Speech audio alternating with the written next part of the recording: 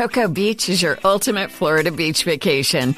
Pack your bags and open your mind. Adventure is calling from Orlando's closest beach. Cocoa Beach is Florida's secret gem that's got it all. It's the budget-friendly, retro-cool destination that families and surfers adore. Come soak up the sun and ride the East Coast's most famous waves. Start planning your one-of-a-kind getaway now at visitspacecoast.com.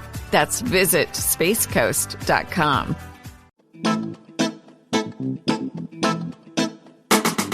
Hello and welcome to History for Weirdos. We're your hosts, Andrew and Stephanie. And each week, we're going to take you on a journey into the strange, obscure, and relentlessly entertaining corners of human history. Now listen up, friends, because it's about to get weird.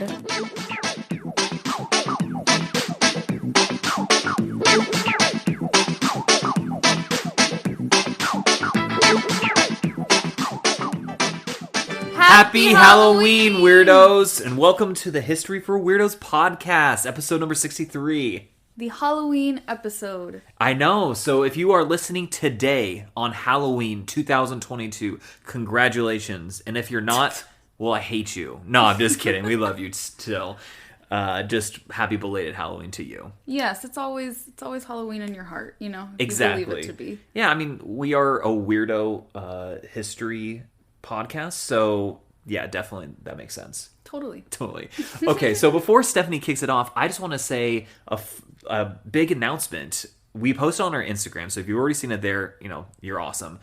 But if you haven't, then we just found out that we're the number 3 history podcast on Spotify in the United States, which is insane. And that's all thanks to you guys. Yes, you listening to this right this moment. Yes, thank you so much. We just found out today, like a couple hours ago. Yeah. We got the notification and we were shocked and super excited and honored. And we just can't wait for this to continue to grow. So thank you. Yeah, thank you. You guys are truly amazing. Also, I'm excited to announce that we have 2 new partnerships. Stephanie mentioned it last week. I just want to mention it again with NordVPN and BarkBox. The affiliate link is in our description, so if you want to check it out there. Yeah, it's a good way to support the show if you're looking for those services. Exactly. So go ahead and do that. And so without further ado, Stephanie, what do you have for us this week? Well, actually, one more thing. Okay. Before I share the episode subject for this week, I do want to give an update. Since today, if you're listening when this comes out, it is Halloween. We were not able to dress up as the Beatles on the Sgt. Pepper cover as we wanted to. Oh, shucks. We could not convince any friends to do it with us because it's a big commitment costume and it's a little pricey to do, and people were not as excited as I was about it. I know, who would have thought? But there's always next year. Hopefully we manifest that. Yeah, absolutely. So now, without further ado, I do want to say that this week's episode topic was suggested to us by a listener, Deanna Cuello, or Coelho, however you pronounce your name. And I just want to say thank you so much, Deanna, for the recommendation. This ended up being the perfect Halloween episode topic. Nice. And then for today's story, we're going back to the 17th century when a witch hunting craze swept across Europe. This is very appropriate, I feel like, already. We're there. One of the primary factors that contributed to the feverish craze of hunting witches was the rule of King James I. Oh. He was married to Anne of Denmark, and King James was hanging out in Danish court, and they were all about accusing people of being witches, and he was like, this looks really fun. I would like to do that when I go home. Oh my God. So, when Elizabeth I died in 1603 and James ascended, that's weird. Ascended the throne of England, making him the first king of England and Scotland. Yes. He brought his suspicions of witches with him to the throne. 6 years earlier, prior to him being king of both Scotland and England, he was just the king of Scotland. Mm-hmm. He even wrote a book on hunting, the importance of hunting witches. Oh my gosh. Called Demonology, which stressed the importance of persecuting witches in order to maintain a Christian society. As we can imagine, this text would set a very dangerous precedent for witch hunting for many generations to come. Yeah. It was not chill. It was not a chill move of James. Yeah, I know. Mm-hmm. And here's a little reminder, because this does kind of come into play in the story. Protestants and Catholics had beef at this time. They were not getting along very well. So both Queen Elizabeth and James were Protestant, and therefore they demanded that their subjects be as well, even though historically a lot of people had been Catholic. It was really important to James for that to end. So I just want to put that context in there. Right. And a lot of it in England was about power, right? Because the Church of England was like... They wanted their church to have power, and for what I think is actually kind of like a badass association is they're like, yeah, Catholics like are witches, you know? And I was like, that's the coolest thing anyone's ever said about Catholics. Of course you would say that. Thank you. I'll take it. That's amazing. And it's ironic. I bet I would love to tell this James, be like, first of all, like there's a city called Jamestown that's named after you. Anyways, not that important. What's really important here, though, is that I'm a Protestant and my wife is a Catholic. Oh, yeah. Yeah. Technically, that's true. Yeah. I mean, neither of us really care, though. Yeah. We respect all. We really do. We really do. So times have changed. Yeah. But that's just important.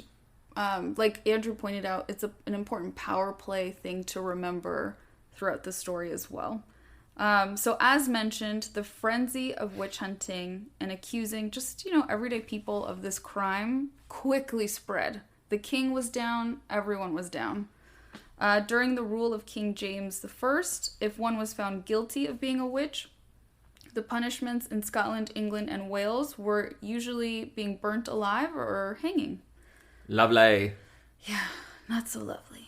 So let's look at a very specific witch trial that took place in 1612 in England. Nice. In 1612, the witch hunting frenzy reached, I can't say it, Lancashire? Yeah, that sounds right. Lancashire. Yeah, there we go. And what would become the most infamous witch trials in English history, the Pendle Witch Trials. Wow, I've never even heard of these. Me neither. We only ever hear about the Salem Witch Trials. Right.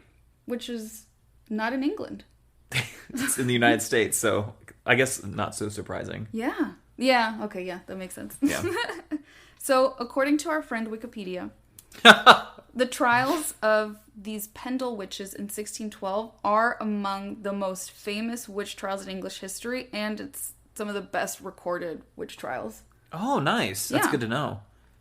So, side note, Pendle, from what I can understand, and if anyone is English and I'm saying all of this wrong, just let us know.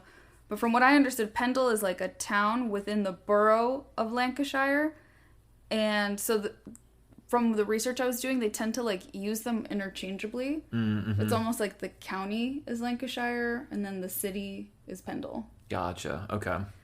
I think I explained that twice in two probably very confusing ways. But it's the same area. It's the same area. I figure. I get that. Mm-hmm. In early 1612, the year of the trials, every justice of the peace, known as a JP,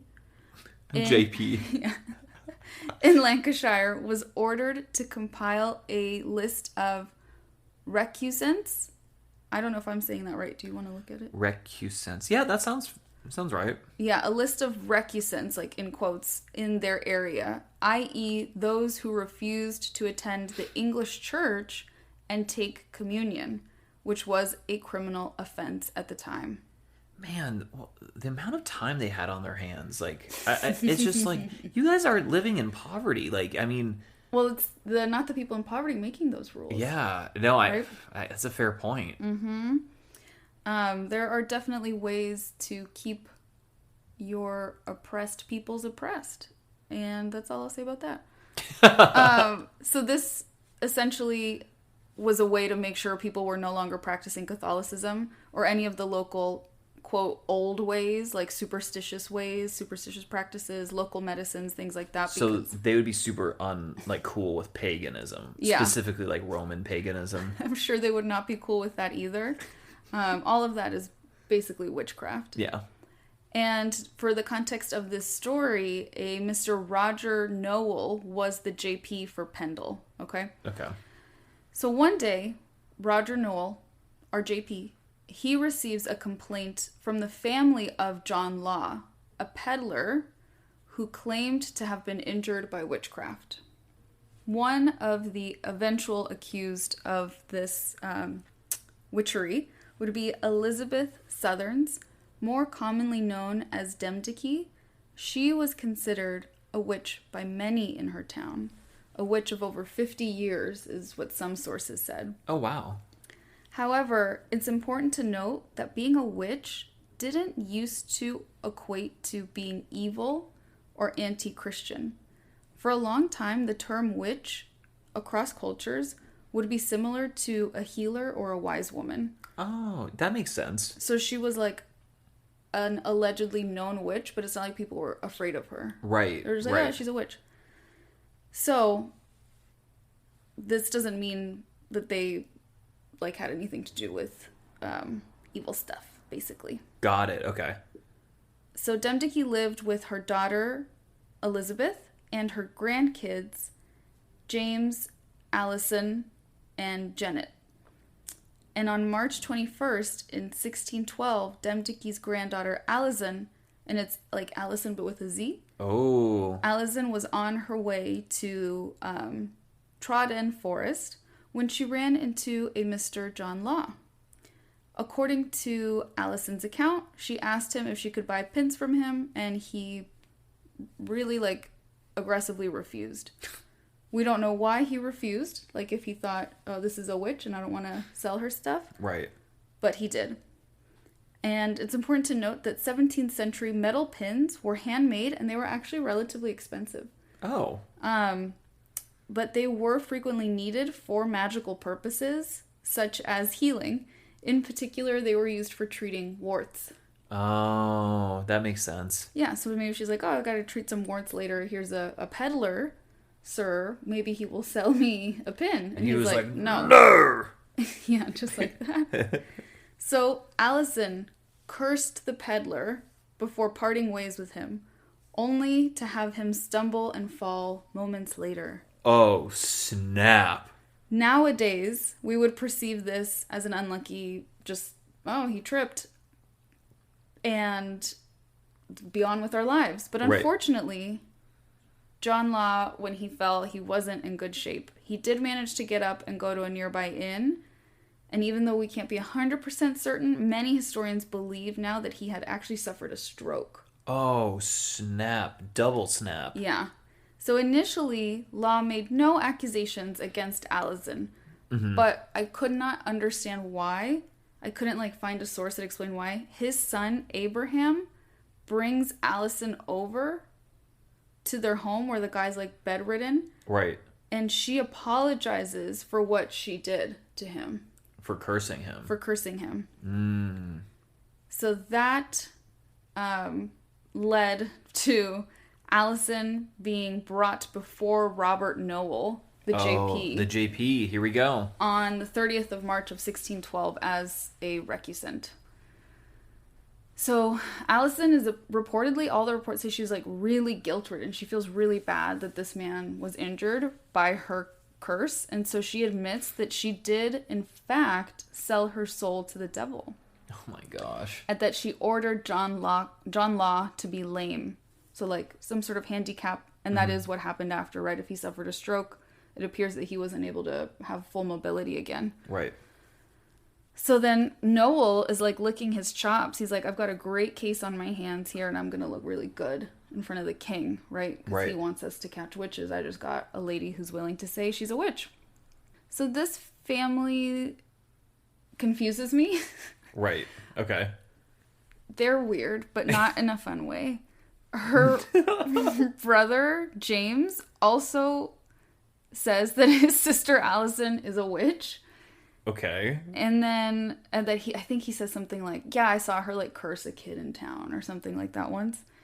And then Elizabeth, who's Allison's mom, she was much more restrained in her testimony. And she was like, I don't have anything to say. until they got her to admit that her mom, Demdike, the older woman, had a mark on her body, like a birthmark. Mm-hmm.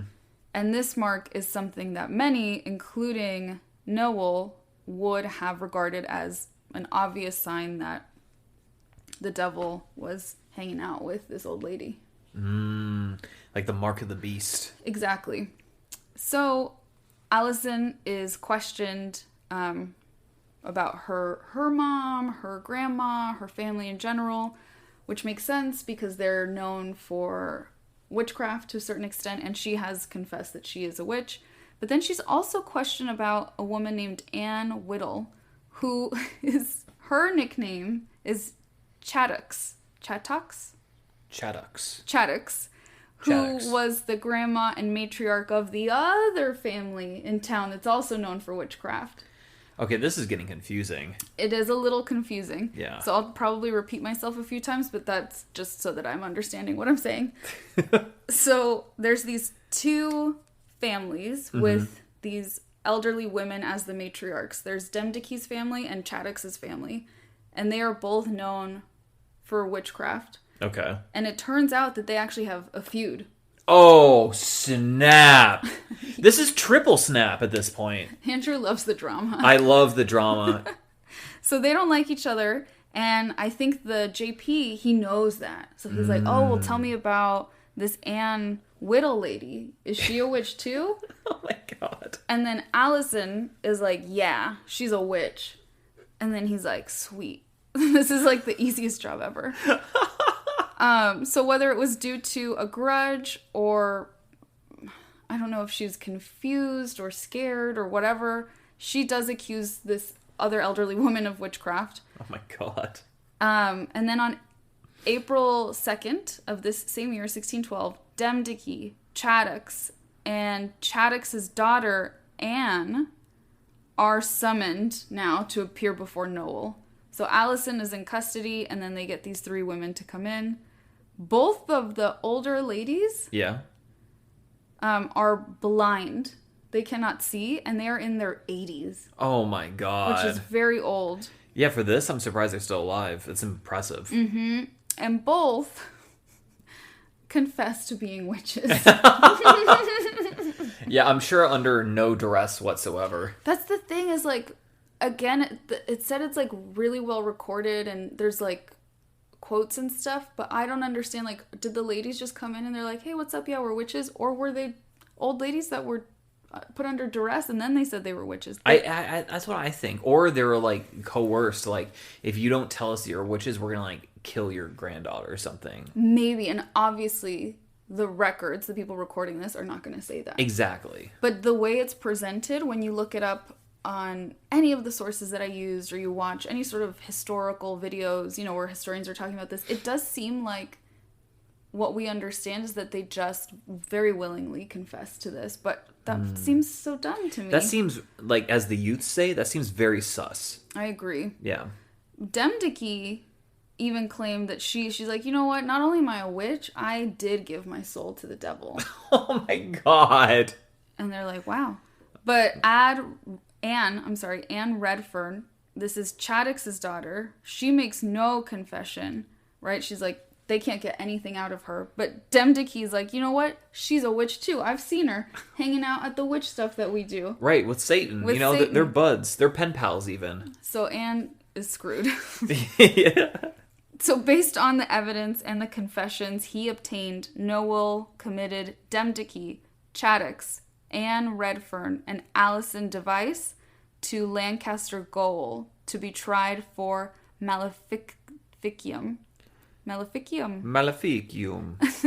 Which means causing harm by witchcraft.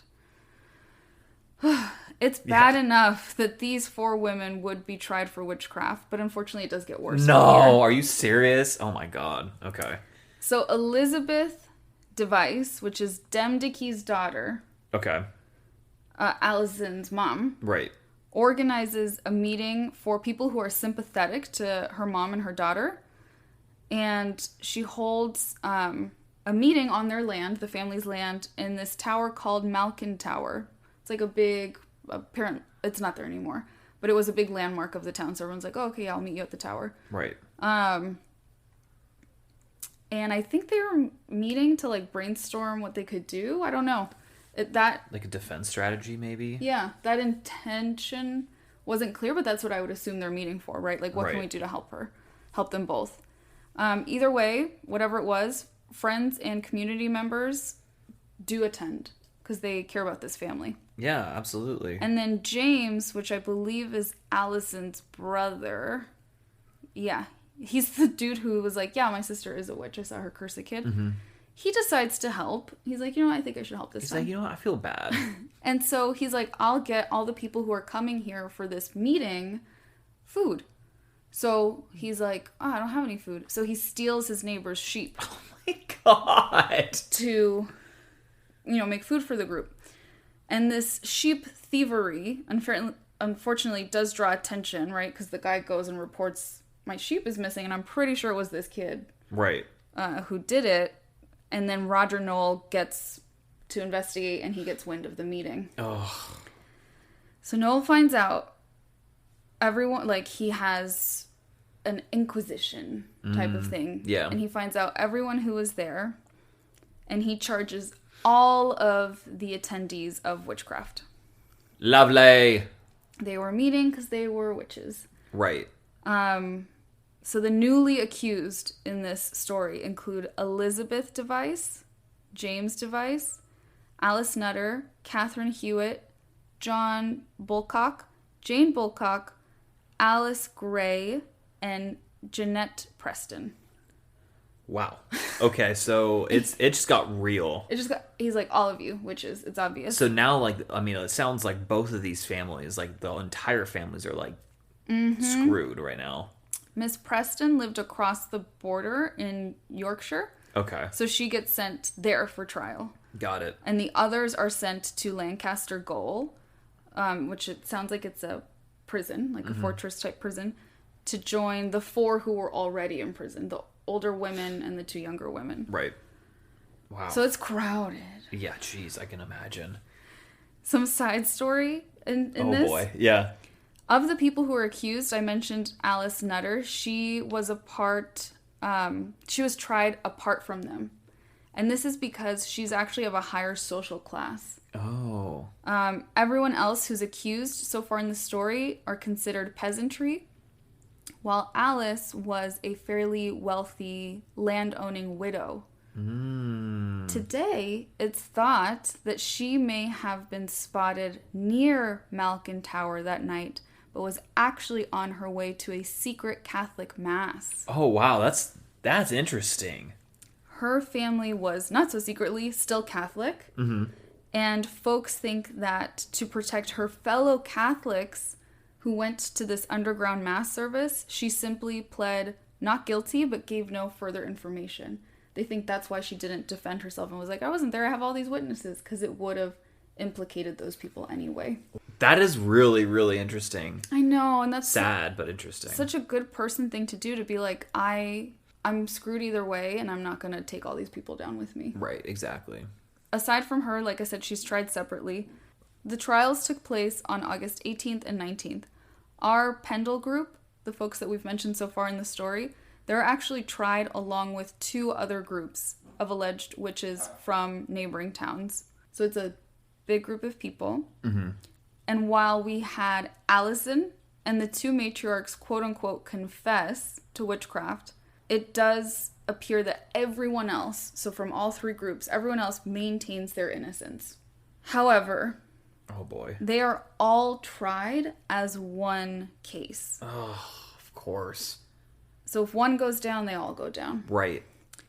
And no one was permitted to have witnesses to demonstrate their innocence come up and testify. Sounds like a fair trial. Yes, it truly does. Sounds very fair. It's insane that this is the case. And we see it throughout witch trials across history, right? In Europe and later the Americas. It's just a farce. There's no trial. So it's so funny that that's what they're called. But Witnesses to further illustrate guilt were permitted. Of course. Those were chill. And unfortunately, a key witness for the prosecution was Elizabeth Device's youngest child, Jeanette, who was only 9 years old. Oh, man. Upon seeing her daughter, Jeanette, enter the courtroom, Elizabeth begins screaming and freaking out, so much so that she was removed from the courtroom. And whether she was pressured by adults, scared, or confused, Jeanette testifies against her mother, her uncle or her older brother, I can't remember now, and her grandmother. She testifies against her whole family and condemns them. Oh my god. Poor girl. I know. Probably had no idea what she was doing, to be honest. 9 years old. Yeah. Dude, What grade are you in when you're 9? Like third grade? Oh, yeah, something like that. I have no idea what I was doing in third grade. Yeah. Learning cursive. Yeah, I think so. Like, I mean, literally, like, I can't even remember. Could you imagine a bunch of grown-ups who took your family away saying, like, your family's evil, they're witches, and they worship the devil. You have to go and say that, or else you're going to go to hell too. That's probably what it was said. Right, and you're like, oh my god, okay. Yeah. So regarding her mother, there is a quote of what Jeanette said. Little Jeanette was quoted saying, "My mother is a witch, and I know that to be true. I have seen her spirit in the likeness of a brown dog, which she calls Ball. The dog did ask what she would have him do, and she answered that she would have him help her to kill." End quote. Yeah, because that sounds like what a 9-year-old would say. I know, and they're a big thing that they would look for as evidence of witchcraft is if women had animals as, like, familiars. So pets. Yeah, so pets. Listen, women, you can't do math, you can't have pets, okay? Those are the rules. Yeah, if you do, you're a witch. You're clearly. A witch. So I think, I do think someone fed her that line of, like, yeah, I've seen her spirit in a dog. Yeah, there's no way a 9-year-old says that. She was definitely coached. Yeah. So, Allison, who kind of started all this, unfortunately continues to say she's guilty. Demdike doesn't even make it to trial because she dies waiting for trial in those horrifying conditions. And, you know, she's really old. Right. So by the end of the trial, the only person found not guilty was Alice Gray. I didn't learn a lot about her. It's just a random person that was there. And the remaining 9 were hanged on August 20th, 1612. That's disgusting. So I think Alice Gray must have had some sort of connection to someone for that to be the case. And then here's a little quote from one of my sources, the History Press Co. In 2012, from what, you know, recent times, Lancashire commemorated 400 years since the trials, a time when belief and hysteria led to one of the darkest periods in Lancaster's history. A statue of Alice Nutter by local artist David Palmer was unveiled in Ruffley, that's the name of the place, and they now call themselves Witch County. Even at Lancaster University, one of their colleges takes the name Pendle, and their logo is a witch on a broomstick. Aww. End quote. So, obviously, since then, folks have recognized that this is primarily rooted in sexism and just fear of Catholicism and things like that, and have, you know, honored and commemorated that. And that is the story of the Pendle Witches and their quote-unquote trial. Aw, well, that was a really good spooky Halloween episode, even if it was a little depressing. Yay! Yeah. So it's not spooky in the sense that, like, nothing spooky happened. There are witches, and I think that kind of history is important to know because even today, you know, not to get too deep on Halloween, but we are still very prone to being motivated by fear. Right, and hysteria. And that's not the vibe. It's not the vibe. It usually leads to bad things. Absolutely. Unsurprising. And this is one of the many reasons we know you listening love history, because it shapes our present day and it teaches us to not repeat the same mistakes. Well said. That's beautifully said. Oh, thank you. Yeah. So what do you think was happening with those women that kept confessing? I definitely think they were either A, under duress, or B, were given some sort of, like, if you confess, like, we'll let you go kind of thing. And then they just were like, nah, lol, like, you're getting hanged too. That's crazy. Because what do you think, why do you think that didn't work on the other people who were there? Because it's a big group. And only 3 confessed? Maybe the other ones were like, well, we know how this is going to go. Yeah, you're right. That could be it. Or maybe even these 3 women, to a certain extent, were like, we know we're damned either way. Right. We'll just confess and scare them. Yeah. There's like definitely at least like a half dozen solid reasons. Yeah. If you all have any theories, or if you've heard of the Pendle Witch Trials and know a little bit more about it, please feel free to share with us in the comments on Instagram. I would love to hear other people's thoughts and theories. Yeah, absolutely. And if you have an idea for a next episode, let us know too. Yeah, just drop it in the comments. Yeah, well, that's it for me. Unless you have any last words of wisdom for our listeners on Halloween. Just have a happy Halloween, be safe, and enjoy some candy. You deserve it. Absolutely. Get that sugar rush, guys. Until next time. Goodbye, weirdos.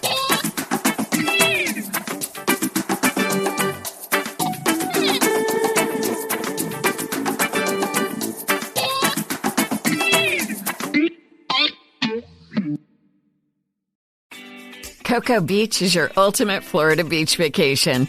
Pack your bags and open your mind. Adventure is calling from Orlando's closest beach. Cocoa Beach is Florida's secret gem that's got it all. It's the budget-friendly, retro-cool destination that families and surfers adore. Come soak up the sun and ride the East Coast's most famous waves. Start planning your one-of-a-kind getaway now at visitspacecoast.com. That's visitspacecoast.com. We all know a guy who only occasionally shaves for big occasions, and it's because that occasional shave really hurts. It's the time of year for big occasions, and yet there he is, suffering with that cheap drugstore razor. Let's help him out. Henson Shaving's line of razors, built with aerospace precision, deliver a smooth shave your dad, brother, and even son can enjoy, eventually. With replacement blades just 10 cents each, you'll buy it once, and they'll use it for life. How's that for the perfect gift? Celebrate with 100 free blades on your first purchase, and no subscription headaches. HensonShaving.com/holiday.